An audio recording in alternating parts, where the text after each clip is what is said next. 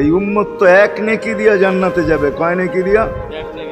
একটা নেকি দিয়া জান্নাতে যাবে এই উম্মত। অন্য উম্মতের কথা জানি না আমি, এই উম্মত এক নেকি দিয়া জান্নাতে যাবে।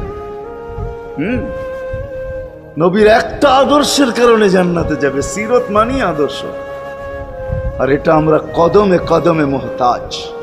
কেননা এই ছোট জীবনটা যদি গ্রহণযোগ্যতা পর্যন্ত পৌঁছাইতে হয় আল্লাহর কাছে, চাই নারী হই, চাই যুবক হই, চাই বৃদ্ধ হই, যেই মানুষই হই না কেন, যেখানেরই হই না কেন, যেই বাসারই হই না কেন, যেই বর্ণেরই হই না কেন, যেই পেশারই হই না কেন, যেই সোসাইটিরই হই না কেন, এই জীবনটাকে যদি গ্রহণযোগ্যতা পর্যন্ত পৌঁছাইতে হয় কার কাছে? দুনিয়াওয়ালাদের কাছে না, মালিকের কাছে, যিনি এক ফোঁটা পানির থেকে অস্তিত্ব দিছেন, যার কাছে আবার আমাদেরকে ফিরা যেতে হবে। পালানের কোনো সুযোগ নাই। এই জন্যই কোরআন আমাদেরকে বোঝায় আইনাল মাফার। আল্লাহ বলতেছে কোথায় ভাগবে তুমি, বলো কোথায় ভাগবে? কবির কথাই সত্য, যদিও নাকি পালাও তুমি আকাশেতে লাগিয়ে সিঁড়ি, সিঁড়ি লাগাও যদি আকাশে চলে যাও, তো আল্লাহ বলে তোমার বাগার কোনো সুযোগ নাই।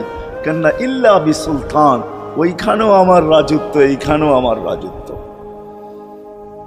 ডাইনো আমার রাজত্ব, বামে আগে পিছে উপরে নিচে সর্বত্র আমার রাজত্ব। আমার রাজত্বের বাহিরে যাওয়ার ক্ষমতা তোমাদের নাই। দ্বিতীয় কথা এটো, আইনা আনা মাআকুম আইনা মা কুনতুম, যেখানে যাবে ওইখানে আমি সঙ্গে থাকব, আমাকে দূর করতে পারবে না। যদি করো তাহলে তুমি থাকবে না, তোমার অস্তিত্বই থাকবে না। কেন আমাদের ভিতরে আল্লাহ নাই বটে, কিন্তু আল্লাহর একটা পাওয়ার আছে যেটাকে রূহ বলে।